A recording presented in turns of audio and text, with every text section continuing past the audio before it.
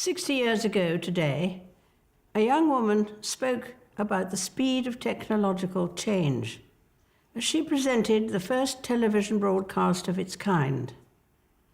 She described the moment as a landmark.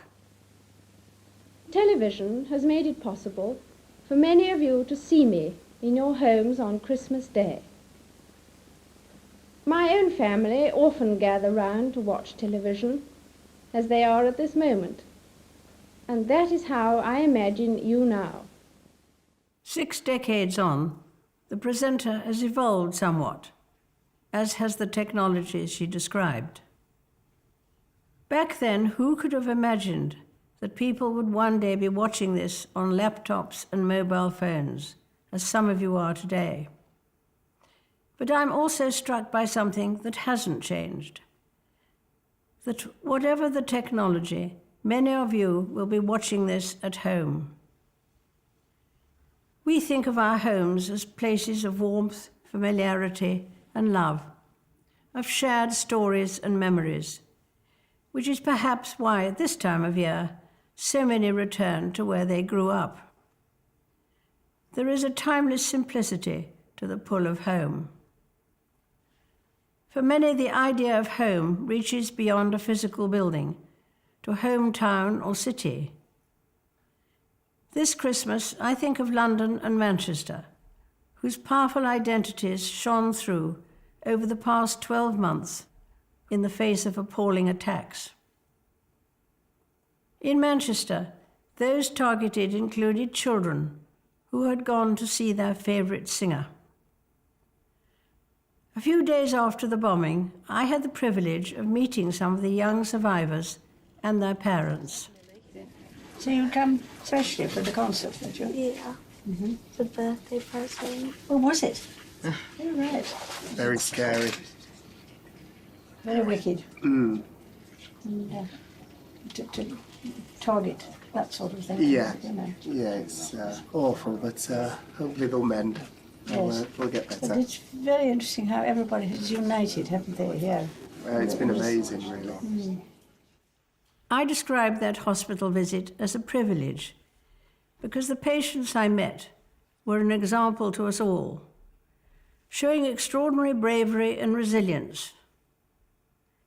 Indeed, many of those who survived the attack came together just days later for a benefit concert. It was a powerful reclaiming of the ground and of the city those young people call home. We expect our homes to be a place of safety, sanctuary even, which makes it all the more shocking when the comfort they provide is shattered. A few weeks ago, the Prince of Wales visited the Caribbean in the aftermath of hurricanes that destroyed entire communities. And here in London, who can forget the sheer awfulness of the Grenfell Tower fire? Our thoughts and prayers are with all those who died and those who lost so much. And we are indebted to members of the emergency services who risked their own lives this past year, saving others. Many of them, of course, will not be at home today because they are working to protect us.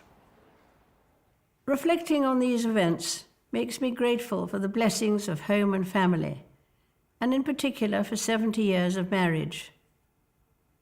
I don't know that anyone had invented the term platinum for a 70th wedding anniversary when I was born. You won't expect it to be around that long. Even Prince Philip has decided it's time to slow down a little, having, as he economically put it, done his bit. But I know his support and unique sense of humour will remain as strong as ever as we enjoy spending time this Christmas with our family and look forward to welcoming new members into it next year.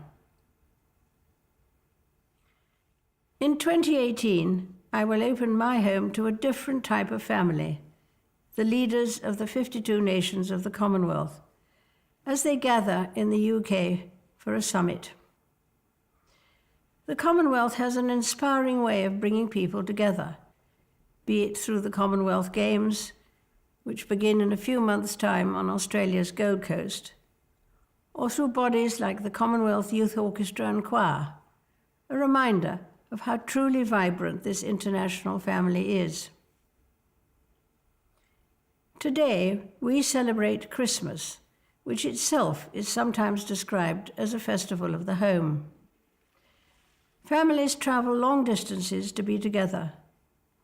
Volunteers and charities, as well as many churches, arrange meals for the homeless and those who would otherwise be alone on Christmas Day. We remember the birth of Jesus Christ, whose only sanctuary was a stable in Bethlehem. He knew rejection, hardship, and persecution. And yet it is Jesus Christ's generous love and example which has inspired me through good times and bad. Whatever your own experience is this year, wherever and however you are watching, I wish you a peaceful and very happy Christmas.